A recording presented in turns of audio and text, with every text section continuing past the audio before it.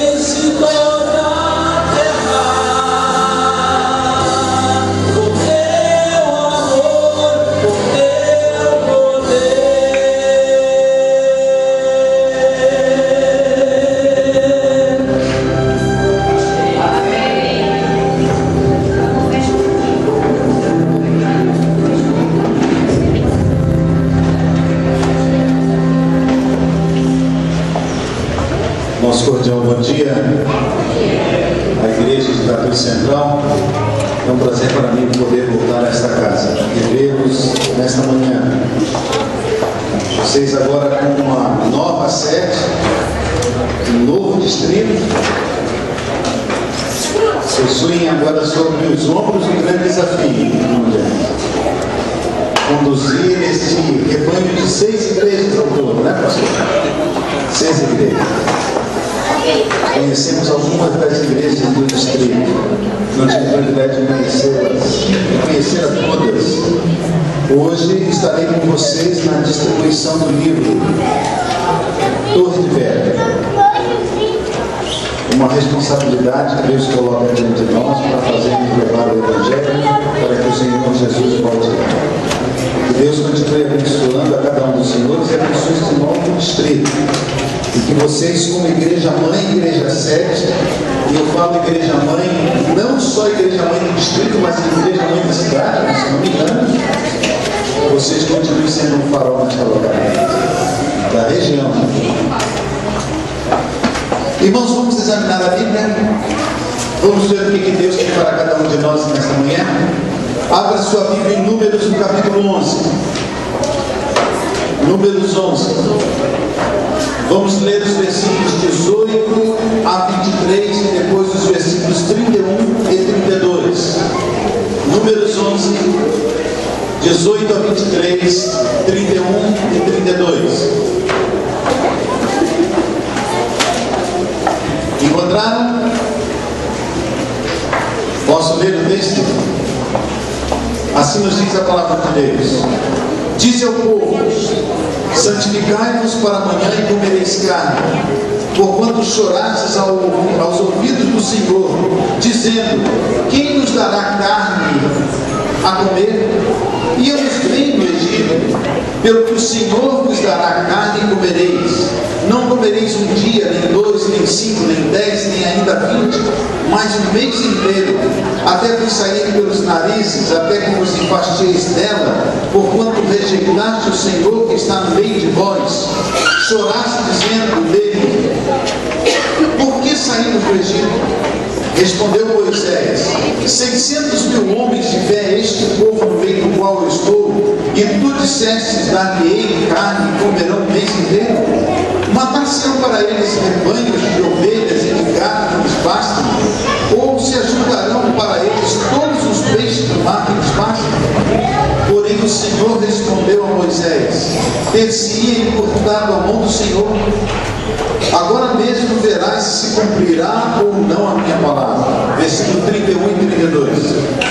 Então soprou um vento do Senhor e trouxe cordonizes do mar e as espalhou pela arraial quase a caminho de um dia ao seu redor, cerca de 2 côvados sobre a terra.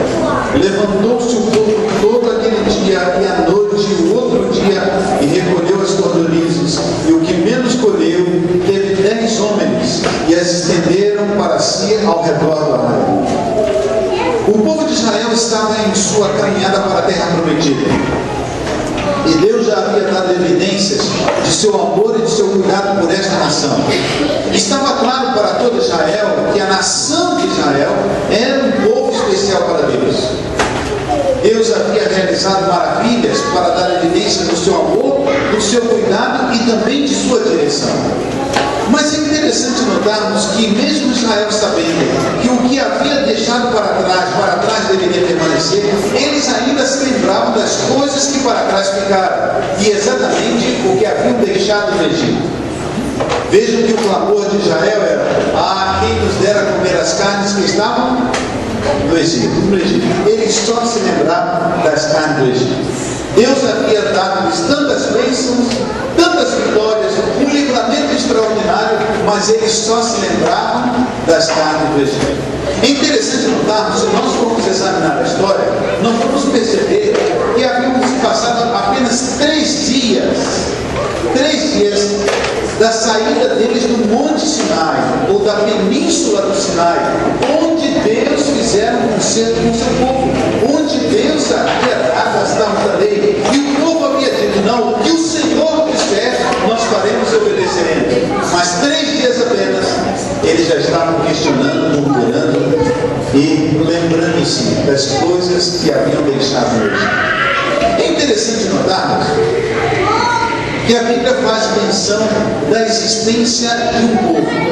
Se você voltar ao versículo 1 do capítulo 11, nós vamos encontrar aqui a queixa desse povo. Queixou-se o povo de sua sorte aos ouvidos do Senhor. A Bíblia diz que o povo queixou-se. Numa outra tradução, que nós lemos a partir do versículo 18, nos diz que o povo chorou aos ouvidos do Senhor. Pense uma nação toda chorando. Incomoda? Vamos pensar um pouco menos. Uma criança chorando. Incomoda? Hein?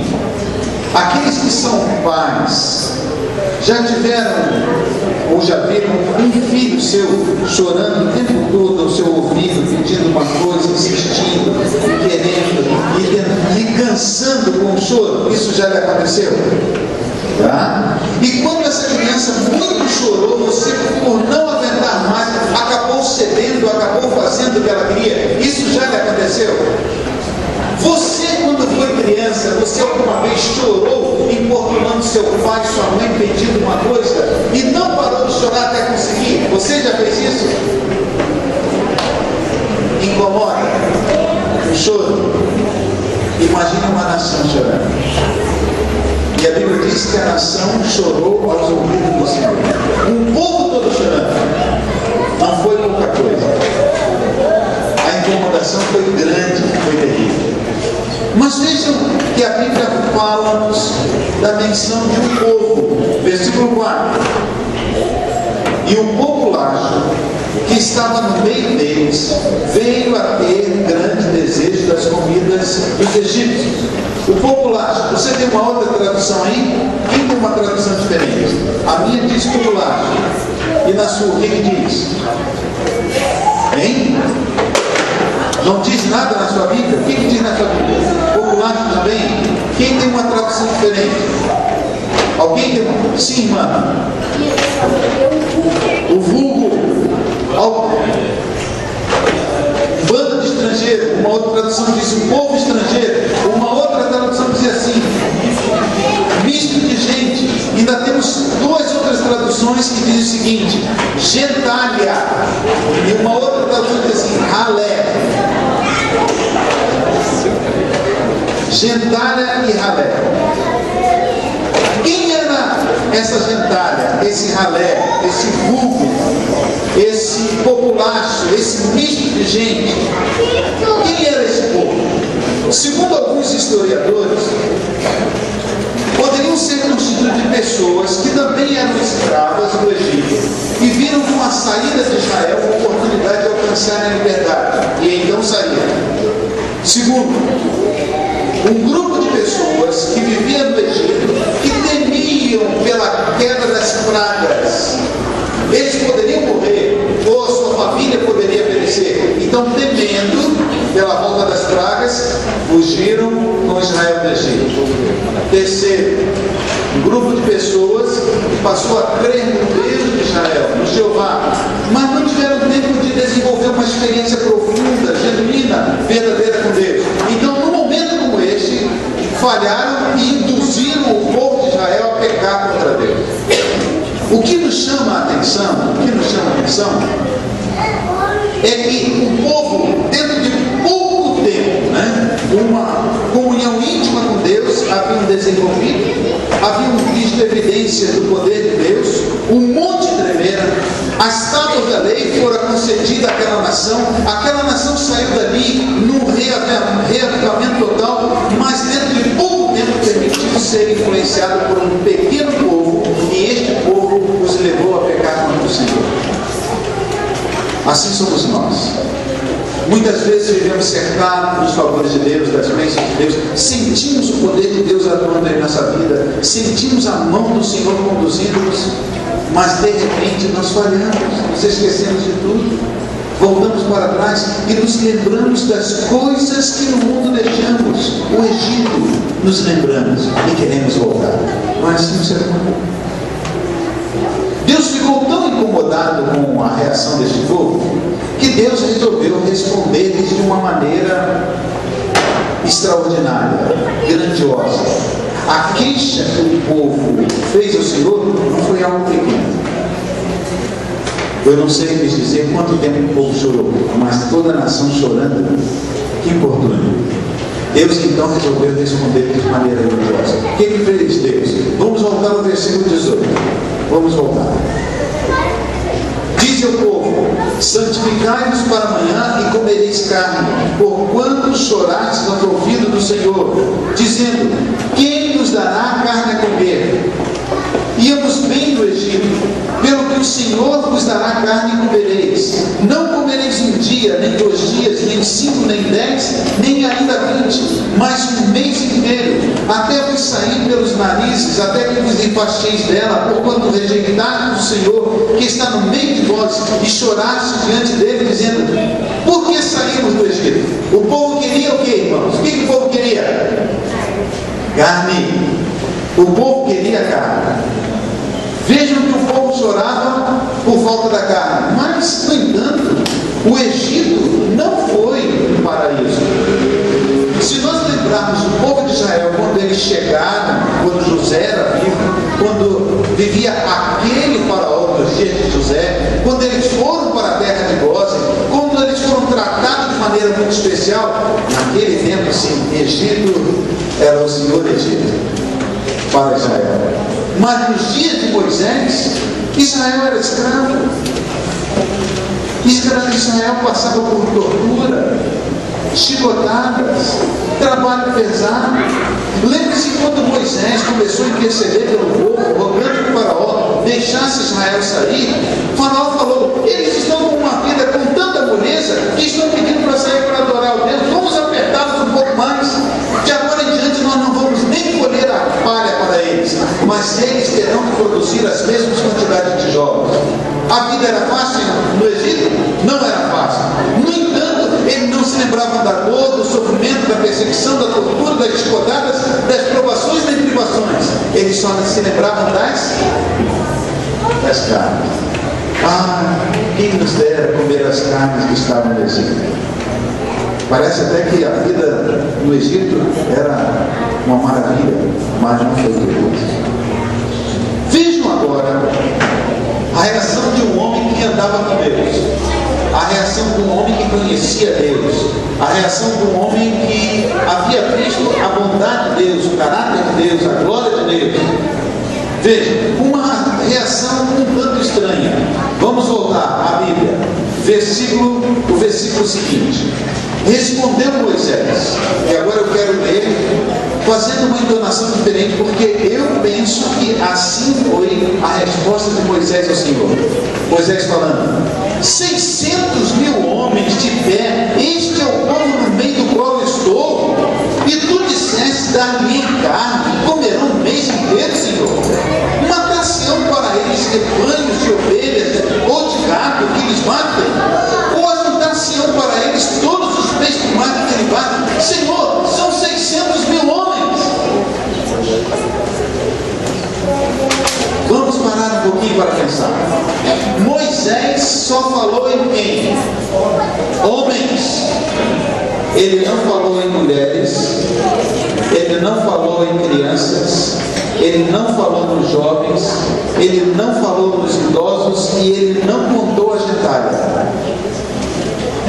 Quando nós olhamos para todas as contagens existentes nas Sagradas Escrituras, nós encontramos sempre homens, não encontramos mulheres, não encontramos crianças. As mulheres não eram contadas, as crianças não eram contadas, eram contados os homens. E quando Moisés se referiu a esses homens, ele está falando dos homens aptos para a guerra. E os homens aptos para a guerra eram contados a partir de 20 anos. E se uma pessoa com 20 anos se casasse, ele teria 1 ano de folga, de descanso para gozar lua de mel. Não sairia para a guerra. Se a partir de 20 anos ele se casasse, ele teria 1 ano de lua de mel, também não condicionado aos recém-casados. Então só os solteiros ou já casados há mais tempo, aptos para a guerra, em condição de batalhar, foram mencionados aqui. E eram quantos? 600.000. Se nós colocarmos mais uma mulher para cada homem, se colocarmos mais uma criança para cada homem, e se ajuntarmos as gentalhas, se ajuntarmos os adolescentes, se ajuntarmos os recém-casados, e se colocarmos os velhos, nós chegaremos a uma população de 2 milhões. Brincando. 2 milhões. E Moisés só falou dos homens aptos para a guerra. Eram quantos mesmos? 600.000. Por que Moisés falou só dos homens aptos para a guerra? Você sabe por quê? Deixa eu lhe fazer uma pergunta. Quantos aqui já trabalharam na roça? Bom número. Quem trabalha na roça ou trabalha no pesado, come pouco ou come muito? Hein? Vocês sabem que tipo de prato aquele que trabalha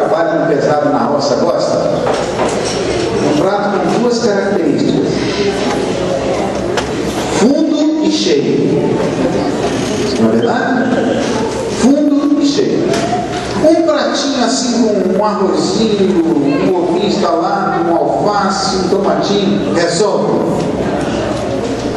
Não dá. Quando a pessoa sai cedo para o trabalho, o que ele come? Hein? Vou beliscar aqui um creme crackzinho, pronto. Uma torradinha. É isso? O que come?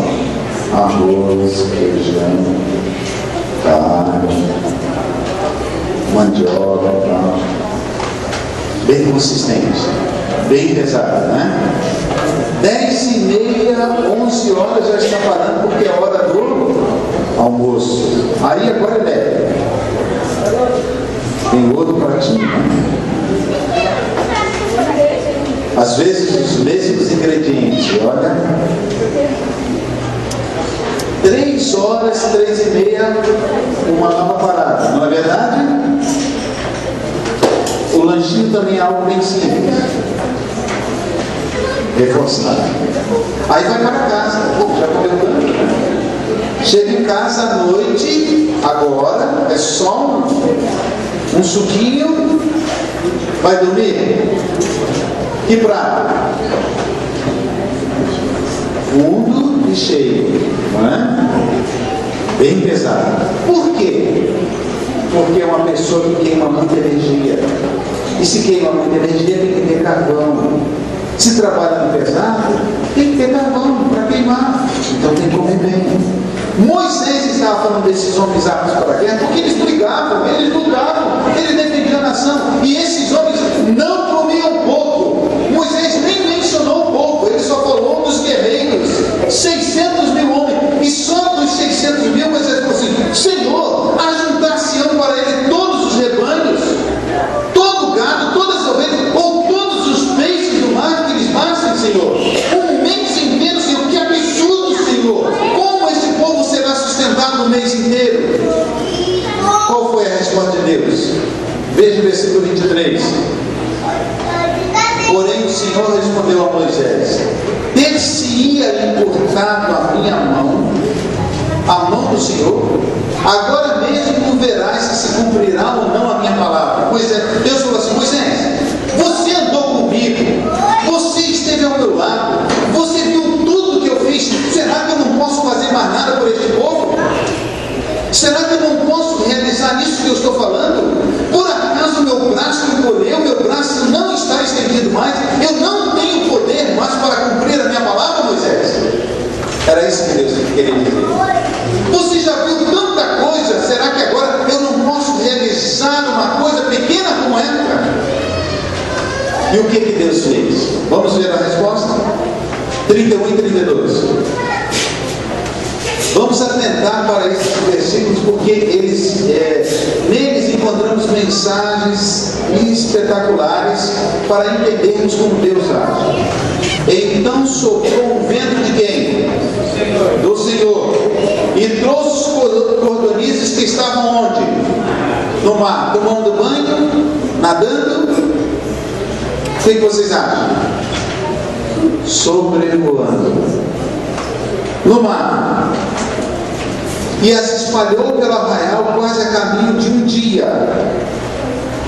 Ao seu redor, cerca de 2 côvados sobre a terra. Levantou-se o povo todo aquele dia e a noite e o outro dia e recolheu as cordonizes. E o que menos colheu teve 10 homens e as estenderam para si ao redor do arraial. Vamos então analisar. O que Deus fez? A única coisa que Deus fez foi soprar. Essa foi a única coisa extraordinária. Deus soprou o vento. A Bíblia nos diz que as cordonizes estavam no mar, sobrevoando o mar. Que mar é este? Golfo de Acaba. Golfo de Acaba. A travessia de cordonizes do Oriente para a Europa é algo muito comum até hoje. Mas é uma travessia longa, cansativa. Então Deus tinha conhecimento da existência dessas aves e dessa migração. O que fez Deus? Deus simplesmente soprou um vento. Cansadas estavam? Foi fácil lançá-las ao redor do arraial. Se vocês tiverem a oportunidade de visitarem o Oriente Próximo ou o Oriente Médio, vocês vão encontrar nas cidades do Oriente cordonices sendo vendidas na rua, em praça pública. É um prato típico, é uma comida comum. Deus sabia da existência dessas aves e soprou e lançou-as ao redor do acampamento. Vejam que a Bíblia diz assim, quase a caminho de um dia. Pense bem você andando um dia em qualquer direção, vamos supor que aqui seja o acampamento, em qualquer direção, caminhando um dia e encontrando o quê?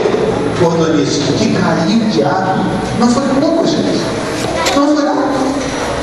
Muita ave. E a Bíblia diz que o que colheu menos, colheu quando? Quando?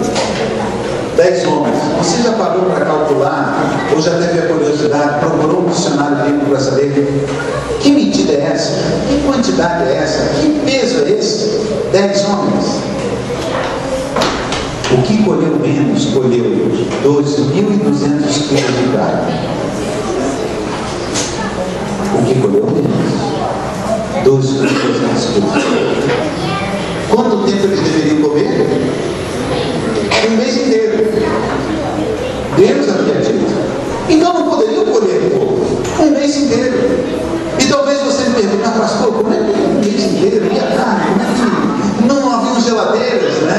E conservaram essa carne?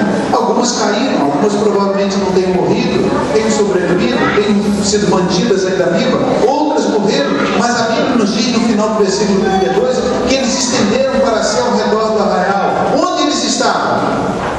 Onde eles estavam? À beira do Golfo de Acaba. Eles estavam à beira do mar. Quantos já foram na praia aqui? Ok. Quantos já caminharam na beira da praia com o pé dentro d'água? Ok. Quando vocês caminharam, vocês sentiram a brisa do mar batendo? Sentiram a pele repuxada? O sol batendo e a pele ressecando e repuxando? Sentiram? Alguém já teve a curiosidade de lamber a mão? Sentiu que a pele estava salgada? A brisa do mar, né? O vento batendo, salgando a sua pele. O que eles fizeram? Eles fizeram a mesma coisa que muitas vezes pessoas fazem ao preparar a carne do sol. Como é que se prepara a carne do sol? Hein? Salga a carne, deixa pendurada, secando. Quanto tempo ela dura?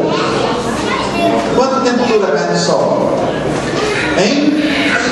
Eu não acredito que aqui não tenha ninguém que não conheça a carne do sol e não tenha feito. Com certeza tem. Quanto tempo dura, gente? Muito tempo. Muito tempo. Quanto tempo deveriam comer? Um mês inteiro. A carne foi estendida ao redor do acampamento. O mar, a brisa do mar ia salgando a carne e assim a carne pôde durar. É claro que tudo isso aconteceu porque o povo duvidou de Deus, negou a Deus, e Deus deu estas carnes não como bênção, mas foi uma praga em que muitos morreram. Mas eu não quero me prender a esse detalhe, eu quero levá-los a pensar comigo numa outra direção. E para mim, o ponto central deste capítulo é o versículo 23. Vamos voltar ao versículo 23. Esse é o ponto central. E é em cima disso que eu quero trabalhar. Vejam que Deus falou a Moisés: ter-se-ia encurtado a mão do Senhor? Deus falou assim: Moisés, por acaso o meu braço está curto? Moisés, por acaso eu não posso fazer o que eu estou falando? Moisés, por acaso a impossibilidade está comigo? Irmãos, queridos, a impossibilidade está contigo, a impossibilidade está comigo, mas nunca a encontraremos em Deus, nunca a encontraremos em Deus. O nosso Deus é o Deus do impossível. Para Deus todas as coisas são possíveis, todas as coisas são possíveis. Não existe nada que o Senhor não possa fazer, por nós ou em nós. E nós precisamos crer nisso. Se você abrir a Bíblia em Isaías capítulo 59, versículo 1, Isaías 59, versículo 1, você encontrará uma confirmação disso que Deus falou a Moisés. Isaías 59, versículo 1. Vamos abrir a Bíblia neste livro. Vamos examinar esse texto. Isaías 59, 1. Veja. Eis que a mão do Senhor não está o quê? Encolhida, para que não possa o quê? Salvar. Então, o profeta diz, a mão do Senhor não está encolhida. Deus falou para Moisés que seu braço não estava encolhido. Isaías confirma que o braço do Senhor não está encolhido. Isaías diz, para que não possa salvar. Salvar do quê? Salvar de tudo. Em qualquer situação, em qualquer hora, a despeito do problema e dificuldade, Deus pode salvar. Você crê nisso? Você crê? Quantos creem? Oh, que maravilha! Vamos tirar a prova dos 9? É fácil falar e não crer, né? Vamos ver se realmente assim cremos. Vamos então às situações. Primeiro ponto que eu quero colocar diante de vocês. Quando Deus em Êxodo, no capítulo 20, versículo 8 a 11, nos diz assim: lembra-te do dia do sábado para o santificar. 6 dias trabalharás e farás toda a tua obra, mas o 7º dia é o sábado do Senhor teu Deus. Não farás nenhuma obra, nem tu, nem teu filho, nem tua filha, nem teu servo. E Deus começa a descrever. Porque o sábado é o dia de quem? Do Senhor. E agora, você, jovem, está estudando, fazendo a faculdade, tem matérias sexta-feira à noite, ou sábado pela manhã, ou um trabalho que cai nas horas do sábado. Você, irmão, o seu patrão me diz assim: se você precisa vir sábado para trabalhar, eu preciso de você. E você fala assim: mas eu não posso, porque eu observo o sábado, eu não quero saber de observância do sábado. Eu estou dizendo que você deve ir. E se você não vier, segunda-feira você pode passar no DT. O que você faz, jovem? O vestibular cai no sábado, a prova cai no sábado, as aulas acontecem no sábado, o trabalho, meu irmão, cai no sábado. O que você faz? Você coloca esse problema nas mãos de Deus e espera do Senhor a resposta, confiando que Ele vai ajudar? Ou você cede? Vai à escola, faz a prova, faz o vestibular, vai trabalhar. O que você faz? A mão do Senhor está encolhida ou não? Hein? Não. Ele pode te ajudar? Pode. Mas você confia realmente nele? É fácil falar, pessoal. Confio. É fácil, né? Eu fiz o ensino médio no Rio de Janeiro. E meu último ano no ensino médio eu tive um problema muito sério. Eu tinha uma aula de física no sábado e 3 aulas de desenho mecânico no sábado. Procurei um professor de física, conversei com ele e ele me falou assim: Hélio, eu dou aula segunda-feira à noite. Você pode comparecer segunda-feira à noite? Eu dava pela manhã. Falei: posso. Então está resolvido. Marca a sua presença, você faz a prova com aquela turma e eu lanço a nota para a outra turma. Foi fácil resolver. Mas o meu problema maior não era física, era desenho mecânico. E eu tinha 3 aulas na quarta e no final do período uma prova. E 3 aulas no sábado e no final do período outra prova. E até então, porque eu comecei a estudar e não falei com o professor, eu tinha 50% de falta, 50% de presença. 50% de zero e 50% de nota baixa. Eu não conseguia acompanhar a matéria. Eu faltava no sábado. E eu pensava, eu tenho que falar. E chegou uma quarta-feira, eu comecei a rodear a mesa do professor e me posicionei atrás dele e tal, andando. E o professor percebeu que eu estava ali e falou assim: o que você quer? Eu falei: nada não, professor. Eu saí. Com vergonha de me identificar, né? Sou adventista do 7º dia, sou observador todo sábado, não estudamos e tal. E sábado seguinte eu estava na igreja e aquilo me torturando. Eu pensei: quarta-feira que vem eu tenho que falar de qualquer jeito, né? E é interessante que quando a gente passa por problemas, a gente vai mais à igreja, né? A gente ora mais, se apega mais a Deus, né? Quando as coisas vão bem, nós relaxamos. E muitas vezes Deus permite que o açoite chegue para que nós também entendamos a oportunidade de nos aproximarmos dele. Deus até permite. Ele não envia, mas Ele permite. Para a nossa salvação. E eu, na quarta-feira, estava na igreja e pedi oração pelo problema e tal. E na quarta-feira seguinte eu falei assim, hoje eu tenho que falar. E tomei coragem, me aproximei do professor e falei assim, professor, eu sou adventista do 7º dia, eu observo o sábado de pôr do sol, e nas horas do sábado eu não compro, não vendo, não faço negócios, não estudo, não trabalho.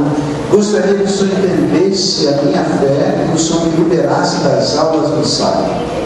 E ele falou assim, eu conheço a sua religião, respeito a sua posição, mas eu não tenho autoridade para fazer nada. Converse com o diretor, se ele te liberar, por mim está feito. E eu pensei, mas poxa, foi tão fácil, né? Foi tão fácil, me tratou tão bem. Aí eu fui falar com o diretor, e o diretor assim respondeu, não venha mais à escola, não perca seu tempo, você já está reprovado, fique em casa, adora o teu Deus, você já está reprovado. Foi um balde de água.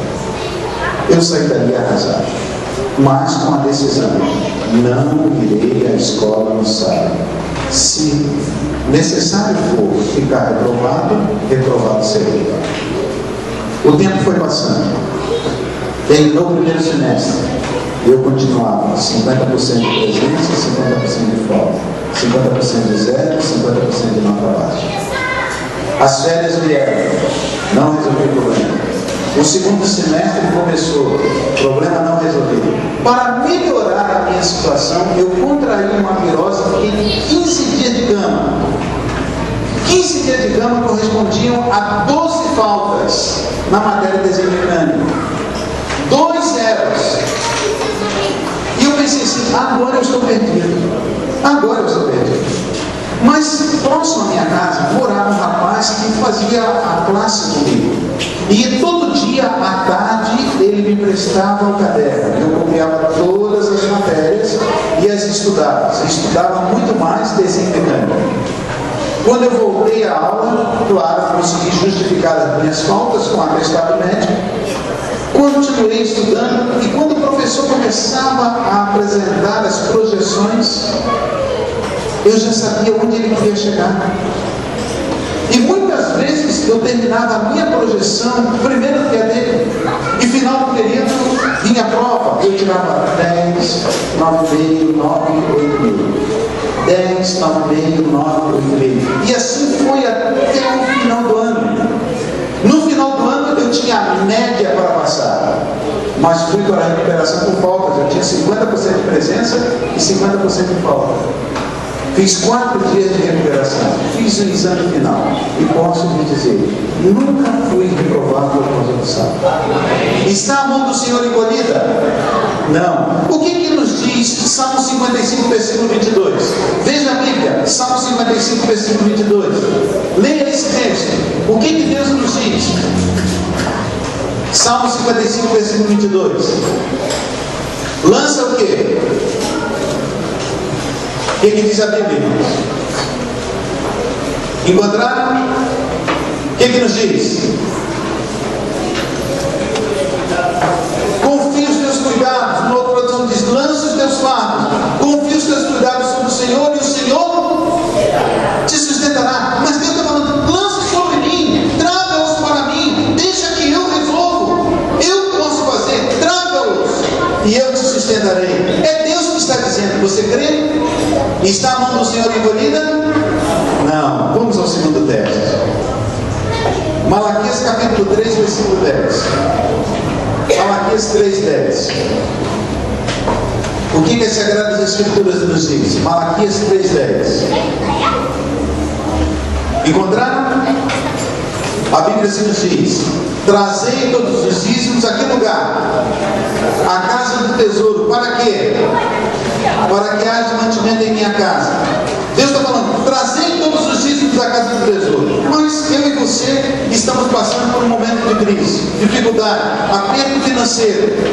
E aí pensamos, o Senhor vai entender, eu tenho uma família, eu tenho compromisso, eu tenho negócios, eu preciso honrar com esses negócios, o Senhor vai entender, Ele é bom, Ele é misericordioso e Ele vai me perdoar, mas eu não vou dizimar. E deixamos de dizimar. Eu pergunto a você, será que Deus não pode resolver os seus negócios, os seus problemas e ajudar? Pode ou não? Pode. Mas muitas vezes nós duvidamos e deixamos de fazer aquilo que Deus nos pede para fazer. No ano de 81 eu comecei o meu ministério. Eu fui pastor de um homem que ele tinha as vistas quase se encontravam e as pernas tortas. Quando ele andava, uma perna atravessava na frente da outra. Ele só andava apoiado na esposa, ou ajudado pelos filhos, ou com muletas. Mas ele era o líder de uma das igrejas do distrito que eu trabalhava.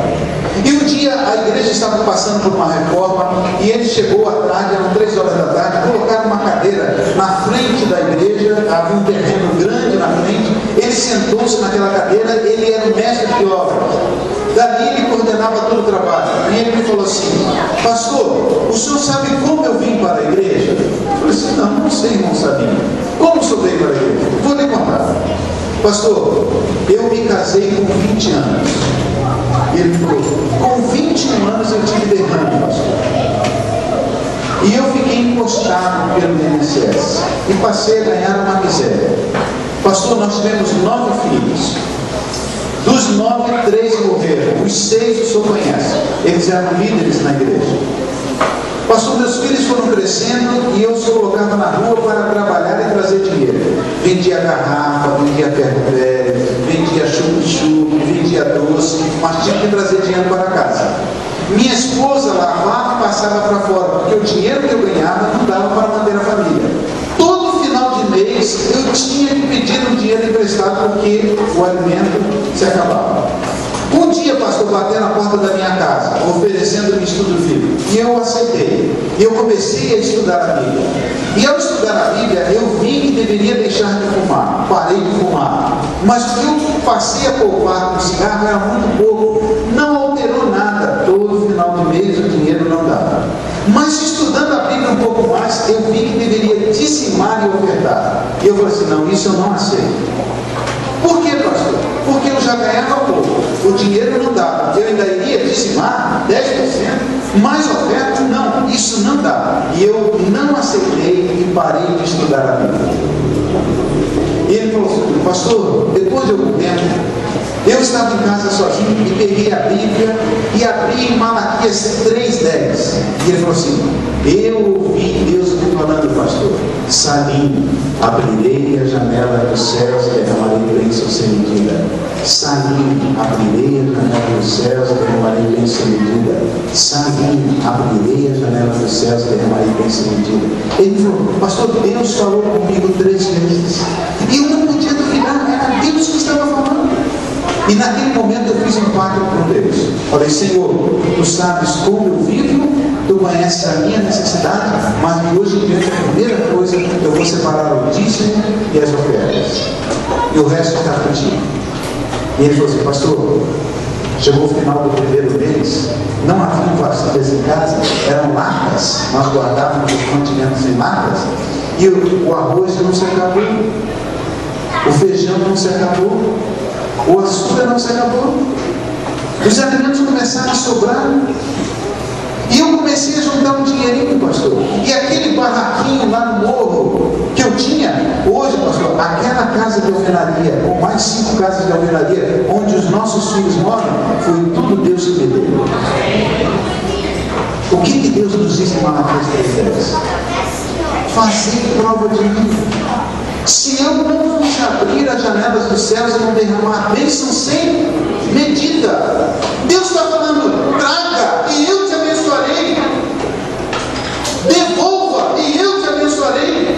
E ele está falando: fazer prova de mim.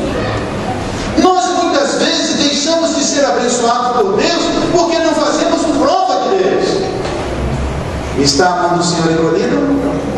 Não. O que diz Salmo 40, versículo 4? Abra sua Bíblia. Salmo 40, versículo 4. O que nos diz? Salmo 44.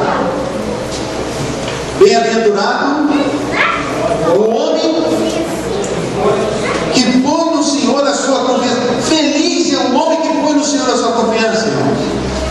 Vamos à última prova, irmãos. dificuldades? Quem não enfrenta problemas? Quem não enfrenta lutas? Alguma vez você já se sentiu esmagado pelos problemas da vida? Alguma vez você já chorou, já se desesperou? Alguma vez você sentiu vontade de correr, abandonar tudo, inclusive a fé e a igreja, por causa dos problemas?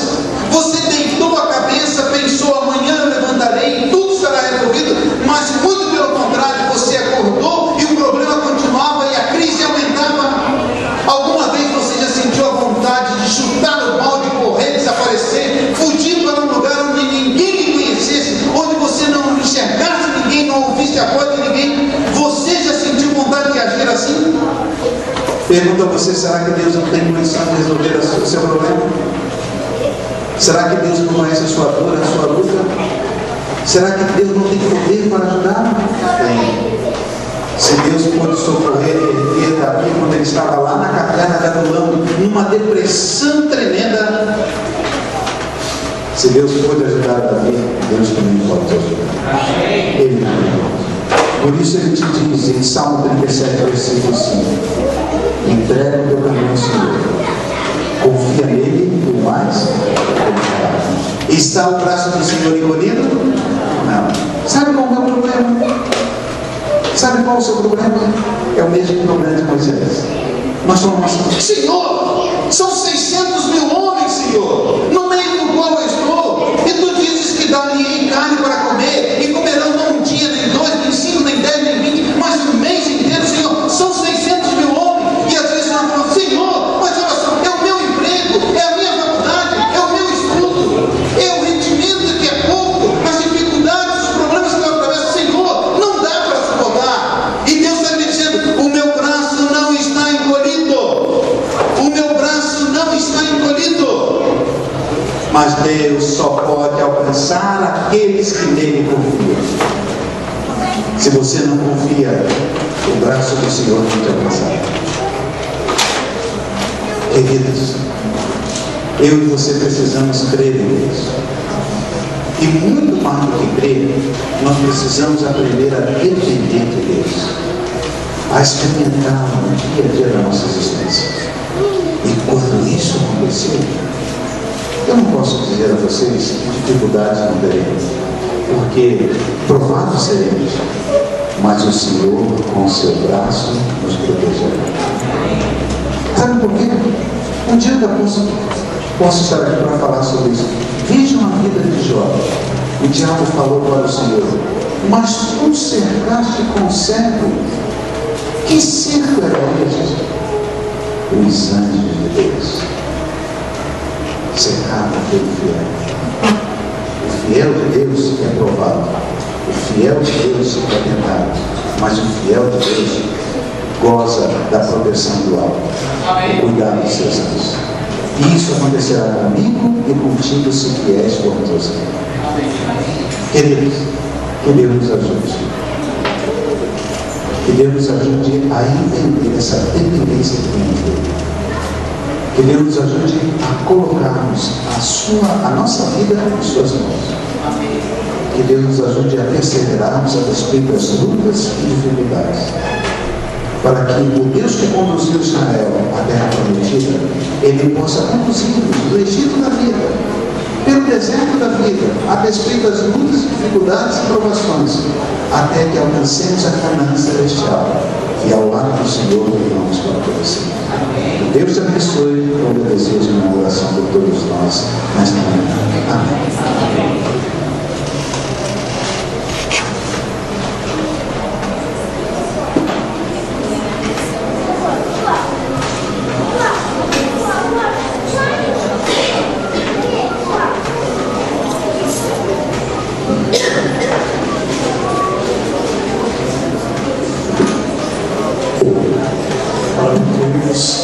Mensagem, louvor, adoração a Deus.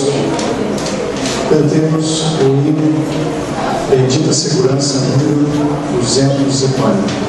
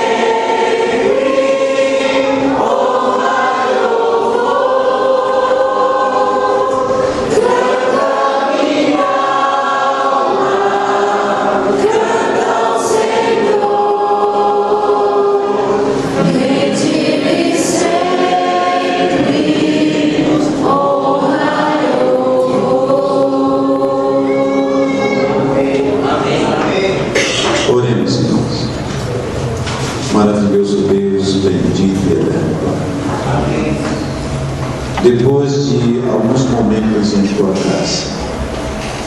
Depois de termos estudado a tua palavra, tanto na escola sabatina como no culto divino, depois de termos usufruído da benéfica influência do teu Santo Espírito, nós só temos motivos para te agradecer.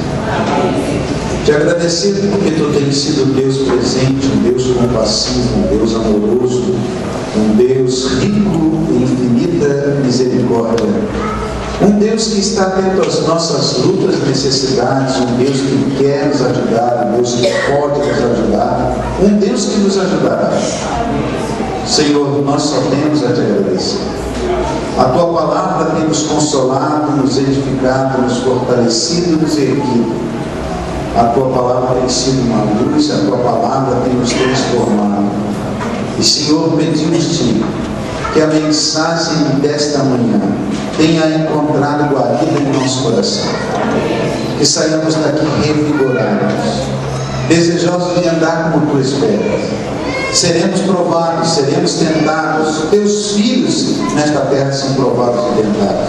Mas também temos a certeza de que tu ao nosso lado se encontra. Os teus anjos nos protegerão, os teus anjos nos guardarão, o teu Santo Espírito nos conduzirá, o teu poder nos fortalecerá. Ajude-nos a não vacilarmos, a não desistirmos, a não cairmos e, se cairmos, nos levantarmos por tua graça.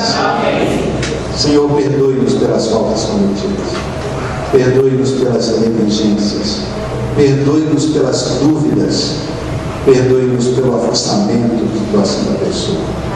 Mas queremos ser diferentes, queremos andar de mãos dadas contigo. Conduza-nos, envolva-nos, proteja-nos e salva-nos. Senhor, queremos alcançar a cidade santa, a terra renovada, para vivermos livres de todos os males, de todos os problemas, de toda dor, de toda separação. Queremos viver contigo. Portanto, prepare-nos e quando Jesus voltar, pelo perdão de nossos pecados, conceda-nos a tua salvação. Pois em nome de Cristo, rogamos essas bênçãos hoje e sempre. Amém. Amém. Permaneça em mim.